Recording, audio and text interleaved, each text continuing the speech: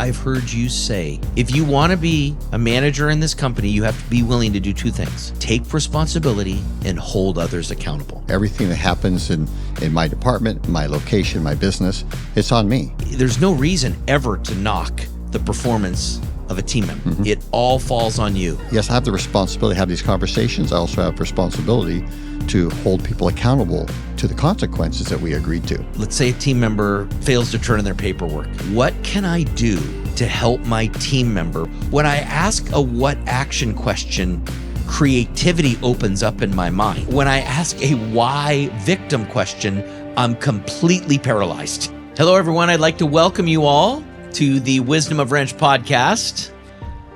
Today, we are going to be continuing part 2 of this wonderful series around the 3 talents exceptional leaders must continue to develop in a growing organization. Today, we're going to be talking about part 2, like I said, which is take responsibility. Now, part 1 was have courage. This is take responsibility. Part 3 will be build fellowship. Real excited to talk about take responsibility with 2 people that I've worked many, many years with. You're very familiar with. We've got Amanda Meyer, who's in studio. Hello, hello. Hello, Amanda. And I've got Ray Diaz, who I have worked with for over 30 years, who's been my right-hand person in the organizations that I have been building. And Ray, so welcome. Great to have you here. Great to be here, Kevin. Thank you. Yeah. Now, Ray, this is a subject specifically, take responsibility, that you know a lot about. Yes, sir. And now this is what all great leaders and all great managers must continue to develop if they want their organization to continue to grow. Correct, Ray? Absolutely. Absolutely. Okay. Taking responsibility. Yeah. I know that about you because, like I said, we've worked together for 30 years, and there's one statement I've heard you say over and over and over again to the managers who were leading the 500 plus team members in our organization. And that was, if you want to be a manager in this company, you have to be willing to do 2 things. You have to take responsibility and hold others accountable. Correct. Isn't that amazing that we built part 2 around your statement? That's fantastic. I feel special. Oh, we owe it to you, Ray. So let's dig in and talk about taking responsibility. What when you think about taking responsibility, Ray, what's the first thing that comes to mind? Well, first thing comes to mind is always when you hear a manager or any leader in an organization looking to blame others, blame situations, blame the weather, blame whatever for their own performance or their organization's performance, their department's performance, when really at the end of the day, as the leader, it's my responsibility. Where everything that happens in my department, my location, my business, it's on me. It falls on me. It's my responsibility to make sure things are happening. If it's the proper thing ordered, if it's the performance of a teammate, if the client isn't happy, it's on me. If my team isn't doing well or isn't performing correctly to take care of a client or a process, it's on me. What did I do? Did I hire the right person? Did I train the person correctly? Am I following through with that person, that teammate? Am I having the correct meetings and coaching sessions with that person? It's me. It's on me. I was just recently in a center where I walked in and to observe what was supposed to be some role practice training, and I walked into was more of a service manager blasting his team over, picking up parts correctly or not emptying their parts bins for their replenishment and things like that. So I tend now to kind of hold back and let them run and then coach them afterwards. So I had a conversation with him. I said, really, whose responsibility is to make sure that those bins are empty every day? And of course, he writes, well, the technician. I said, okay, so the technician in the morning when he comes here to pick up after a meeting, whatever your instruction is, if he's not following that instruction or he's not following through on that, then whose responsibility is that he didn't go and walk over there and take those parts out of the bin? And then again, he said, well, it's the technician's responsibility. So I asked him a third time, and I think eventually he knew where I was going. And he finally looked at himself and said, oh, yeah, well, it's me. So tell me more about that. I said, well, tell me more. Tell me more where you see that reflecting in your discussions with your team and all. And he just said, he said he fails. He told me he fails to really follow through, and they leave the building, and he doesn't really go check the bins to see if they did, and he finds out later and all that. So, and there's a lot of discussion around that. So now the discussion goes to his lack of making sure they're following a process or procedure, which now is affecting a paying client. So there's a client out there that doesn't have their part, and so we follow it all the way through. So that's normally how a conversation goes, or what I see, and the number one thing in that. There's also a lot of, I'll talk to you guys about working in the business versus on the business. So are they working on things to make the process work better, removing barriers that are in the way of their team? That's their responsibility too, not just to come in here every day and manage a screen or something, because that's always an issue too, seeing these guys kind of just sitting at their desk looking at a screen, me, it's get out there. 80% of your time is in the field with your people. You'll never know how they're doing. You'll never know. That's their office. Their truck is their office. Their vehicle is their office. They're out there working. Go get out there with them and see how they're really operating while they're in the home, while they're in front of our clients. So you've touched on a few things, which I love, because one of the things you touched on, I learned at a conference from Tony Robbins, and it was, everything is my fault. It's easier to go through life with that mantra, that anything that happens, everything that happens is my fault. And it's incredibly liberating now that I learned that and I walk through life, because there's no reason to blame anything, anybody. Everything is my fault. An example is, I was on an airplane, right, flying back from Nashville, and there was a baby sitting behind me that was crying. Okay, I just learned this from Tony Robbins. I was like, everything's my fault. I'm like, wait, how can that be my fault? That baby's crying. I'm unable to go to sleep. Wait a second, that guy's wrong. So I thought about it a little bit more, and I thought, okay, everything's my fault. I could have brought my AirPods. I could have brought my headphones, and I'd be fine. I'd be fine. There would be the crying. The baby's really just singing. That's all the baby's doing when it's crying, is just singing. And just look at it that way, Kevin. My point is no, I could have brought my AirPods, and next time I will, and I learned from that. So even a baby crying on an airplane behind me, which in the past would have ruined my flight, would have upset me. I would have been so like, how could they do that? What? Take that baby back to the back. It's like, no. Everything, if I take, it's liberating. Everything is my fault. I now can look towards the learning I got from it. So next time I come equipped with my AirPods or my headphones. Mm-hmm. And that's what I think you're saying managers must do, leaders must do, is everything that happens in this organization, good or bad, is my fault. It's my fault. But I also know that you believe that anything that happens good, you give the other team members credit for. Absolutely. Give it up. Give it up. Fan their flame. It's all about them. So it's not about you when it's good. Nope, not at all. But it's about you when it's bad. Absolutely.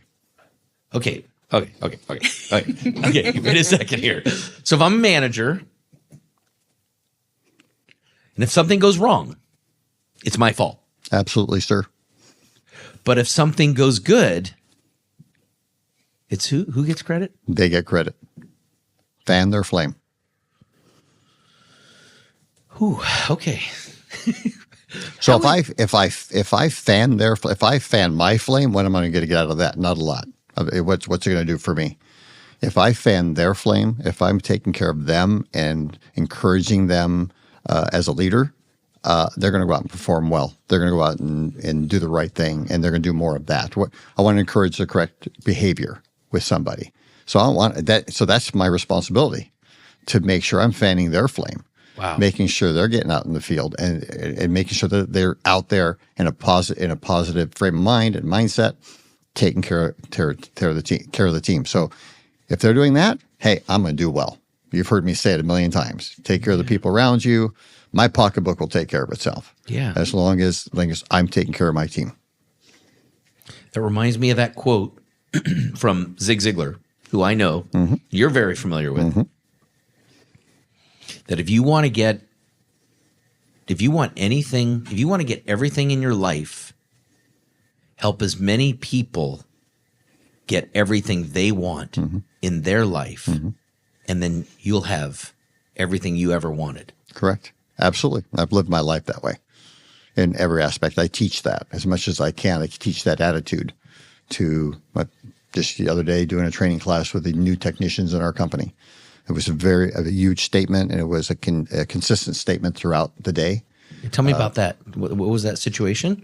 Well, when I trained a technician yesterday for some brand new technicians, and I spent about 9 hours with them, and throughout the day, that subject matter either came up in one way or another in a role practice, or while they're writing script, or just in conversation. And actually, a couple of technicians asked me how I gained. They asked me for advice on how I gained success. And first thing out of my mouth was I just made sure once I was not a salesperson anymore, because when you're a salesperson, you're going out, you're the hunter and gatherer. You're out there. You gotta perform for yourself and feed yourself. I told them that story. But boy, when you get into a leadership role, it's no longer that.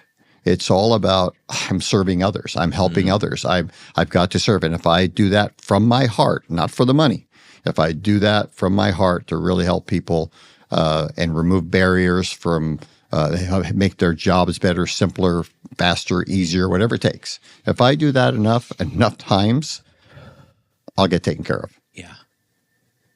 You remind me of something that every organization needs. You said when you were a salesperson, every organization needs two types of people.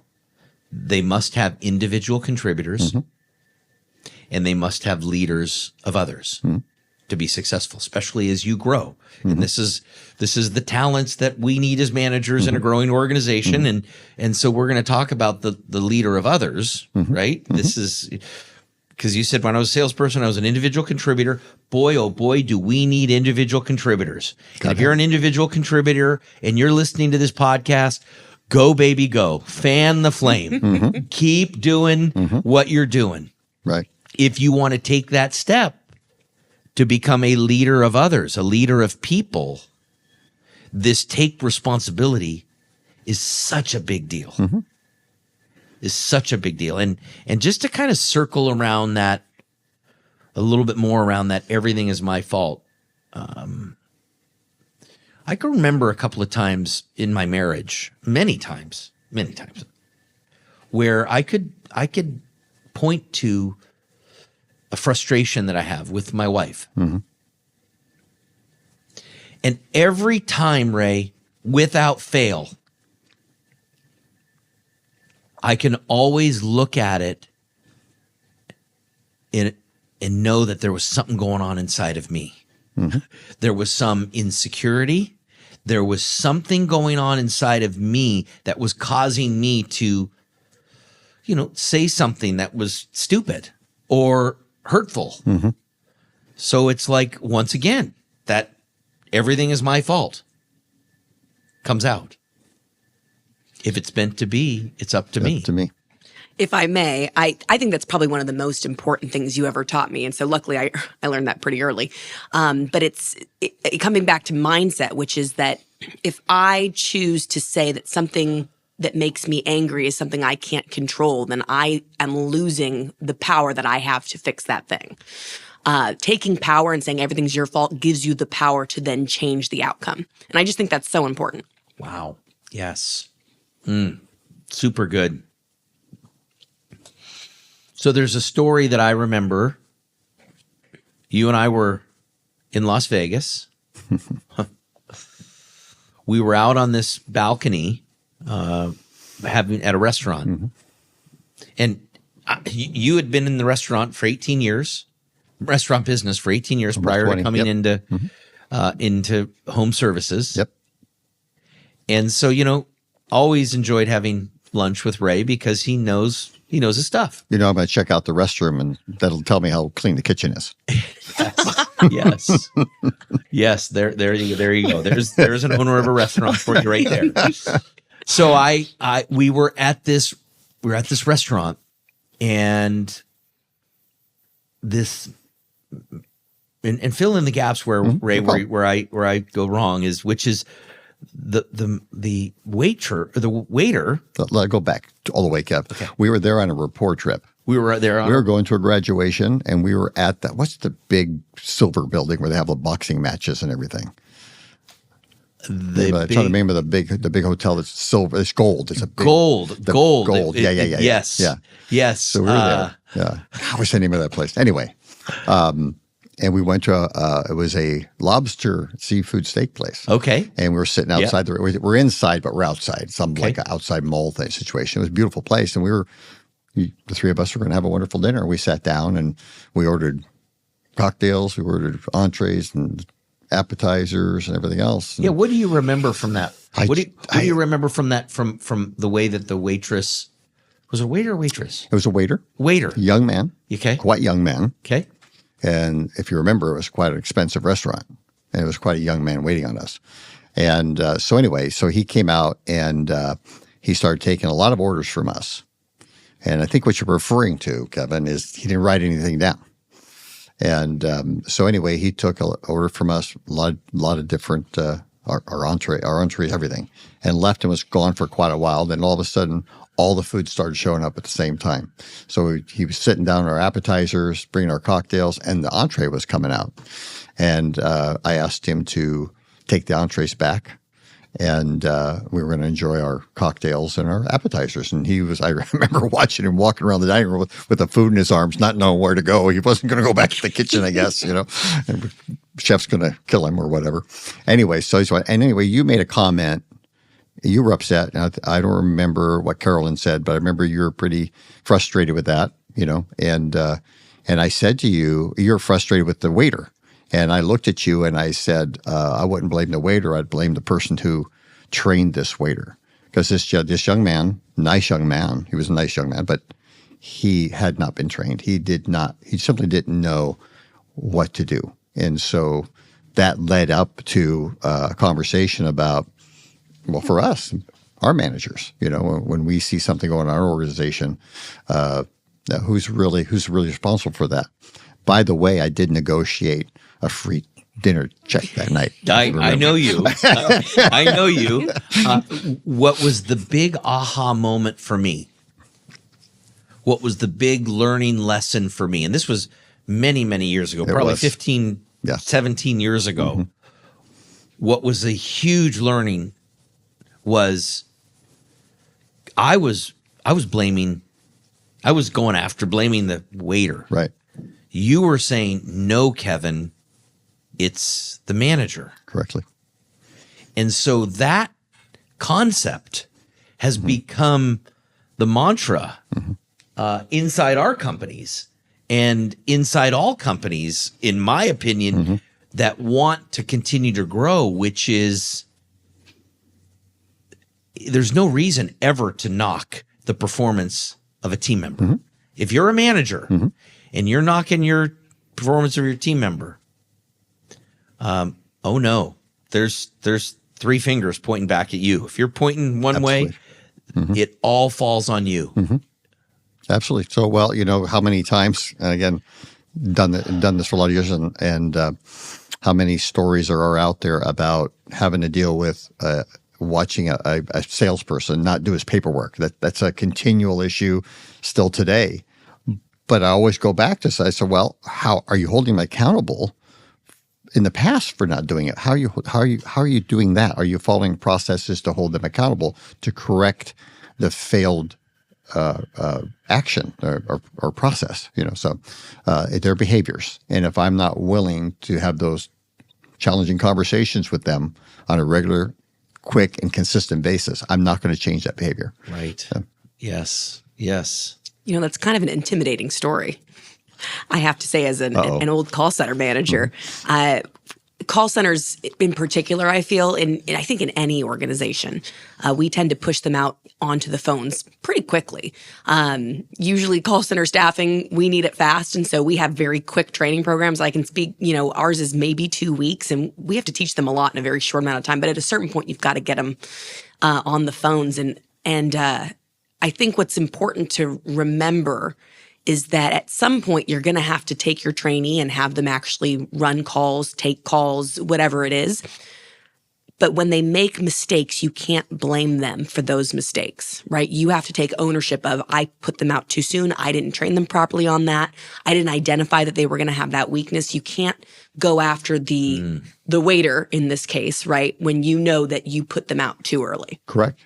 I had a situation in dispatch a few years back before we did this big remodel, and the dispatch manager at the time, I had a requirement that nobody would be terminated. Service champions had to go through me. They wanted to be terminated. They had to come through me. I had to get my approval, and I had a young lady come to me, and she was going to terminate a dispatcher, and I said, okay. I would say, well, tell me the story. Tell me how you've logged and booked and went in and made sure that we're good, that we've done our job and everything we can for this person to correct that behavior before we make that decision. So tell me about the meetings you had with that dispatcher. Mm-hmm. I haven't had any. Really? Okay. You haven't had any conversations, but you're ready to terminate this person. This just goes back to accountability, to the responsibility I have as a manager to do my job, to correct behavior. So we had a meeting with this young person, and lo and behold, guess what? This dispatcher thought they were doing a wonderful job. Wow. Because they had never had those crucial conversations. And so the assumption is, I'm doing great. So that's huge learning. That was a huge learning for that manager that day. Yeah. That triggers a conversation or a situation I had in a general manager's meeting who also act as our sales managers. I had a GM that was talking about how bad their salesperson was at closing calls, and then they went to the next salesperson and they were talking about how this person is just really bad at resetting one-leggers, or where there's only the wife there and they're without the husband, and then talked about the third salesperson and how negative the person has been when they've come into work every day. And I was like, okay, so you're knocking all these individuals. Who are they a reflection of? Who are they a reflection of? There is never any reason to knock your individual people, your individual contributors, because you actually look silly. Mm-hmm. You actually look silly. Mm-hmm. Because that's really you. You're really knocking yourself. Absolutely. They are a reflection of you. Mm-hmm. So whether it's, your team members that you're knocking, or you're knocking your children in front of your friends, which I've been in many conversations, which is really weird when I have friends who are knocking their own kids about, for whatever reason. It's like, dude, do you realize they're a reflection of you? Like, do you realize that? Like, they are just you. So you could pretty much just be telling me all the negative things about you, but instead you're putting it on your children. My response, something I heard, I don't know probably many years, probably restaurant business, is somebody told me once when a fish starts to stink, it starts at the head. And that's always stuck in my mind all my career. So when something starts to stink, okay, it's starting with me. Okay, that is me rotting in some way and not taking care of that. It's a funny thing too in these conversations with people that we have failed to give feedback to. People want feedback. They want that information. They crave it. You know, when we're better at sitting down with somebody and giving them that feedback, how they're doing, giving them progress reports and follow-ups and stuff, they appreciate that. That's not in most cases, in some cases it may be, but in most cases it's positive. It's not negative. For me to take my responsibility seriously and have those conversations, the teammate in most cases feels they're being taken care of, they're being helped and coached with their career. That's the reality. Yeah. Yeah. Take responsibility to me. Also, in a company like ours in Wrench, which is really a people development company, as a leader inside of Wrench, you have to ask yourself, am I worthy to lead? Like, what kind of self-development am I doing? And I always think about Blake in one of our locations here. This is a young man that's a leader. He is a voracious reader. He is constantly working on himself to develop, to improve. He was that way as a technician. He's now magically, he elevated into a leadership role, right? He is always working on himself. Right now, I know because he sends me videos, he is in the middle of going to Toastmasters. So this young man is on this journey to develop himself. And if you're working in a company like Abacus, Morse Jenkins, Baker Brothers, Red Top, these are people development companies. So the managers have to be what, Amanda? They have to be developing themselves. I think that Blake is another good example of why this one's called take responsibility and not be responsible. Blake is a good example of someone who actively seeks to be to take he takes responsibility for things. Yes. And so he takes responsibility for himself to develop himself, but also in the leadership of his technicians. Yeah. I was with Blake yesterday, and on top of to add to what you're both saying about Blake, he also, I'm sitting in the back of the room. He did a PowerPoint presentation. He was doing some training, safety training and all, and he's doing the contest right now. He's spearheading the contest for the technicians, and just watching him go through that. What he does, he's so coachable. He is so coachable, and he's always asking for feedback. He's always asking, "How did I do? How can I do better?" That's a huge. His character is incredible. Yeah, so perfect example. Because this whole feedback thing, and it always reminds me. And a story I probably told you is about my son, and it really goes before my son. Watching, and as my son was growing up, watching, my friends raise their kids, and listening to them yell at their children, and you go to, if you don't stop doing that, I'm going to send you to your room or something like that. And then the child continues to do that. And if you don't stop doing that, I'm going to send you to your room. I mean it. If you don't stop doing that, I'm going to send you to your room. And nothing ever happens. There's no accountability. So I think my responsibility has always been to make sure there are consequences and making sure I enforce those consequences if they reoccur. And I tell you a story all the time about my son being out when he was in high school. He was just him and I. I had divorced, and my son lived with me through his high school years. So we were roommates on top of everything else. Yeah. And it was make your bed. It was discipline and all that. And he liked it sort of, but kids always resist the discipline. And we had an agreement when he drove his car and everything. He had to be home at a certain time. And one night I said, you got to be home. And at 11 o'clock, I think it was, and he wasn't. He came home late. So we sat down, we had a conversation. And I would do that today with an employee. We had a conversation. So let's discuss what happened. You're a great guy. I love you, my son. I love you, my teammate. So we had a conversation. We agreed that it wouldn't happen again, that we would fix it. So we also agreed on a consequence. And the consequence for my son that day was if you do it again, you're not going to be able to drive your car to school. An old van, but right. Drive it to school for a couple weeks. Well, it happened again a few weeks later. And guess what? He didn't get to drive for 2 weeks. And he knew it because he had agreed to that consequence. And so I still follow through on that today. I train the technicians, the new service managers the same way. I said, sit down, have that conversation, make sure, yes, they're valuable to the company. We value them, but here's the area we got to work on. And make sure you have a set of consequences that if this occurs again, X is going to happen. And I've had to terminate a few people that not many that did this, but came to me and told me, sorry for letting you down.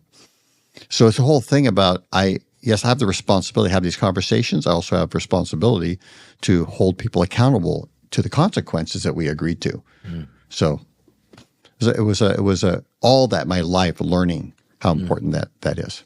Mm. Did you want to add something, Amanda? No, I just want to put a button on the Blake Love Fest we were having. That's Blake Koshlak at Service Champions, everybody. All you service managers out there that want to reach out to him, or service techs that are aspiring. He's a great example of that. Started as a service tech, is now a service manager. He represented 2 of our GOATs in the TGL category at GOAT this year. So we love that guy. Great. Yeah. Great. Yeah. And he brings up something that I've always, there's always been a fear. And I say fear, and it drives me. And it drives me to keep reading. It drives me to keep listening to podcasts. It drives me to keep working on myself, which is, are you worthy to lead, Kevin? Because at some point, the truth finds everybody out. So if I'm this guy up in front of this people development company, yet I'm failing to develop myself, guess what? Guess what's eventually going to happen? Guess what's going to, the truth will find you out, Kevin. And that's, like I said, or like Amanda said, to just wrap it up with Blake, there is, I am so certain that young man will continue to develop in this company. Why? Because he has taken responsibility in developing himself. And that to me is so critical with regards to the second talent that a manager needs, which is take responsibility. I want to talk a little bit more, Ray, about something that you said, and you mentioned it earlier. Who am I assessing? Like when you go in, and you mentioned a little bit of this in part 1, which was around courage. Because the interesting thing about these 3 parts that we're building is, in order to take responsibility, you actually need courage. So the trait that we talked about on the last podcast, that trait comes up with every single virtue and every single talent and skill. At the moment of truth, you have to have courage. When I'm ready to take responsibility, it's like, okay, I need to have courage. Here it comes again. Mm-hmm. So it's really cool. So you mentioned on the courage episode, or the courage part 1 of the podcast series, about who you're assessing when you go in and look at a role practice. Mm-hmm.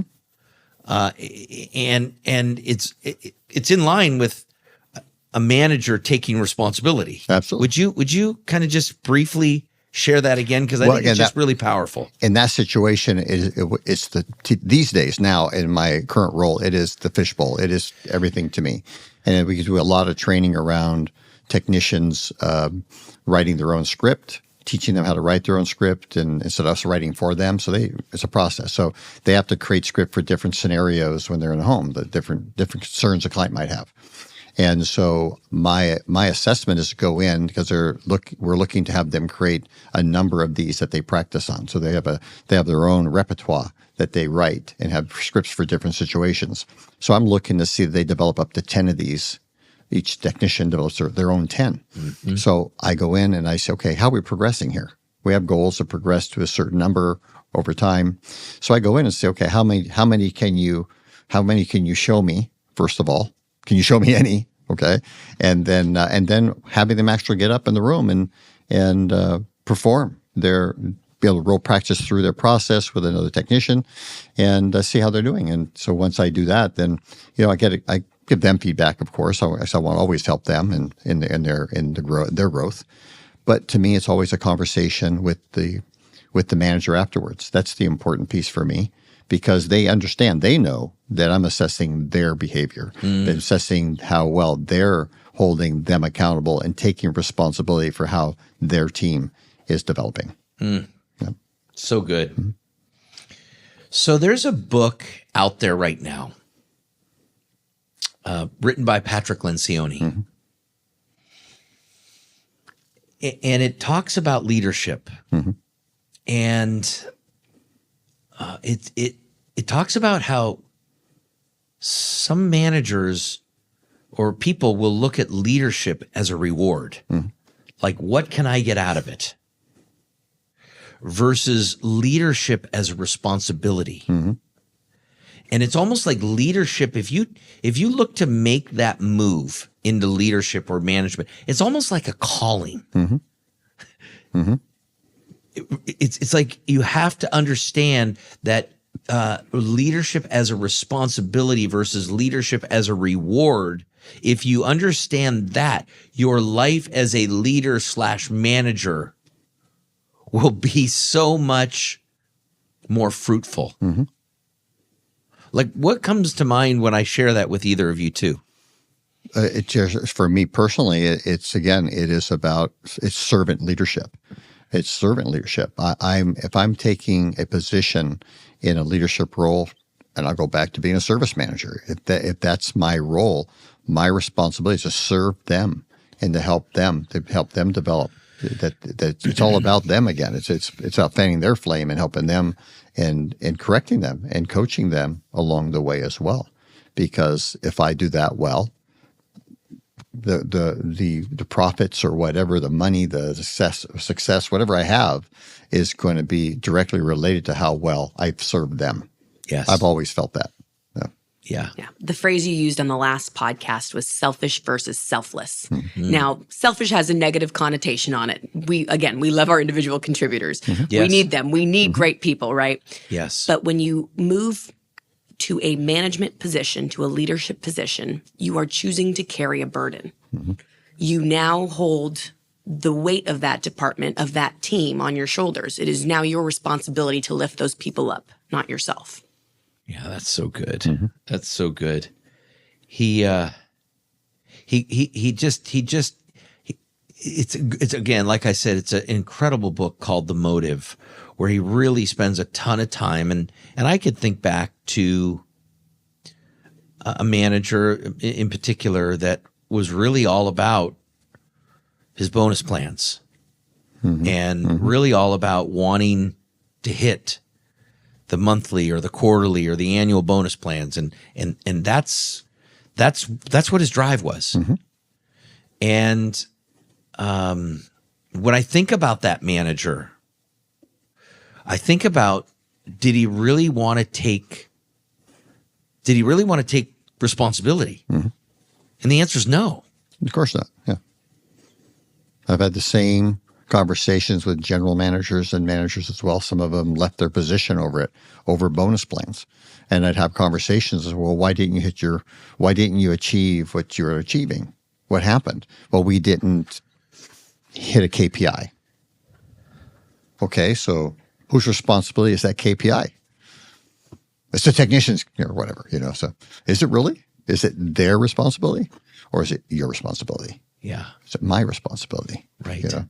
So yeah, it's a super, because, again, accountability and responsibility are just, and the courage thing are really all one to me. So. I really hope there's managers out there and leaders, because I have to tell you, I wasn't always this way. I think it hit me. There was a book that I read, which is called the QBQ, The Question Behind the Question. It's a short little book. It's actually in our library right now. That when I'm faced with a challenge, let's say a team member fails to turn in their paperwork, do I ask myself in my mind a why victim question? Like, why is that team member continuously failing to turn in their paperwork after they make a sale, or turn in their paperwork after they're done with the installation, or turn in their paperwork when they know they need to have their payroll taken care of at the end of a shift? Why? And I'm like literally driving myself crazy because of the story and the words that are coming out of my mouth. Why? Because I'm asking a why victim question. Where if I just manage the story that I tell myself in my own mind and switch that to a what action question, like, okay, what action? What can I do to help my team member make sure that they turn in their paperwork after they complete their installation? Okay, what can I do?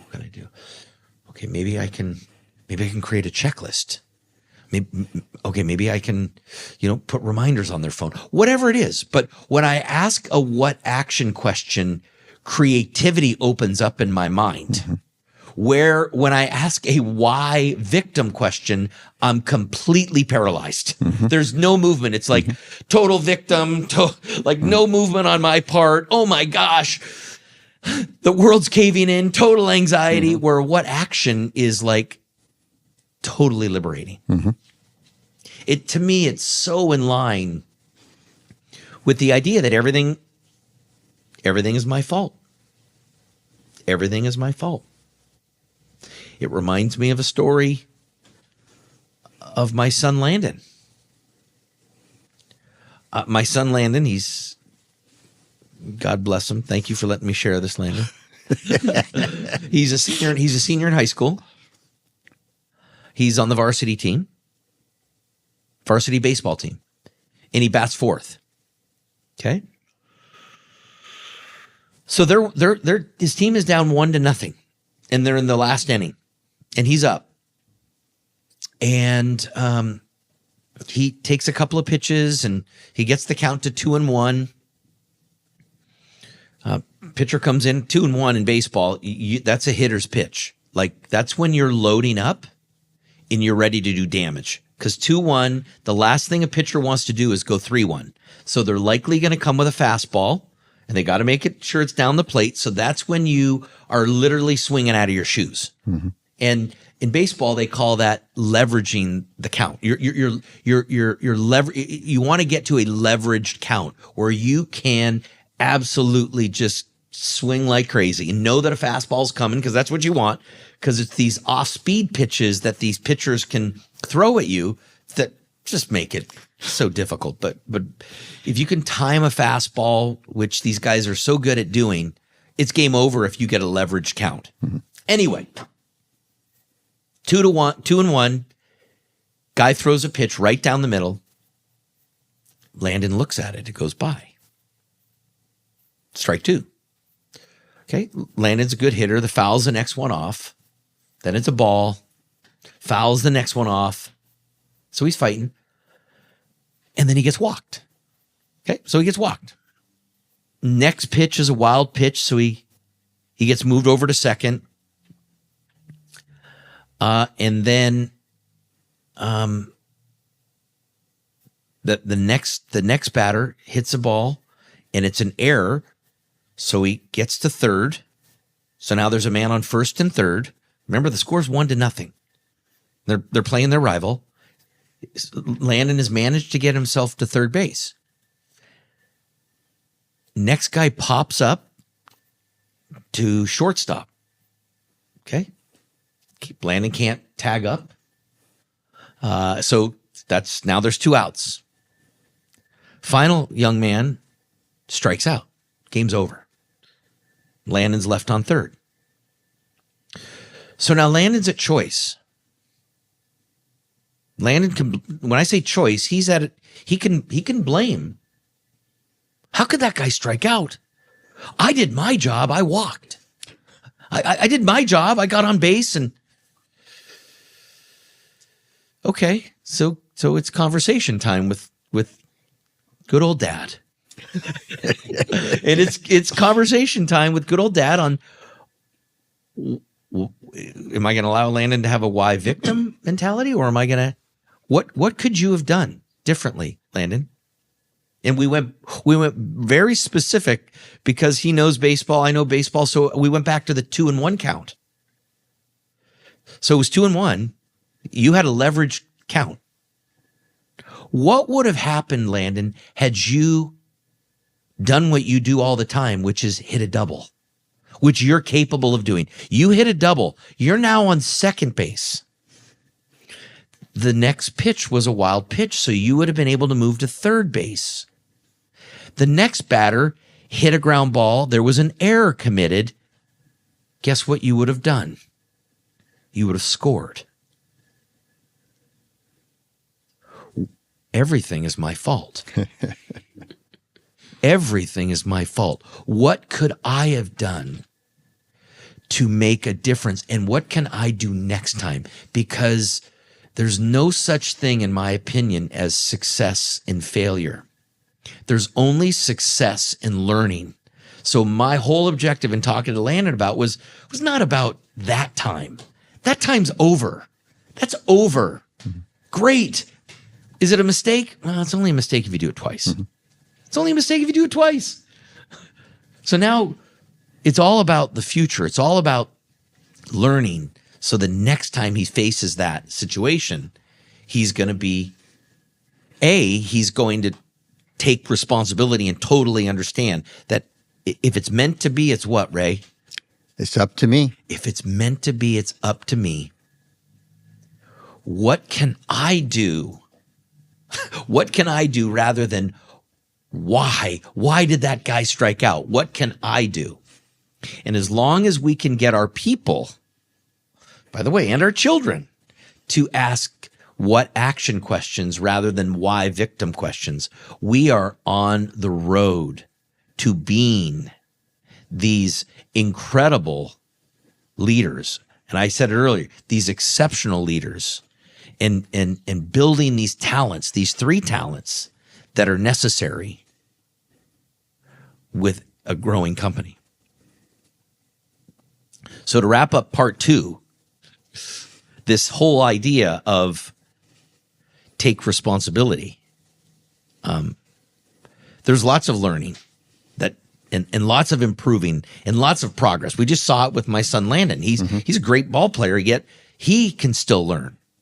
And he's always, just like me, I'm always looking, and like you two as well, always looking to make your future bigger than your past.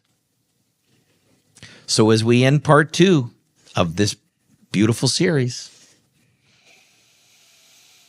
which is take responsibility, here's to a bigger future. Thank you, team. We'll see you in part 3. Thank you, Kevin.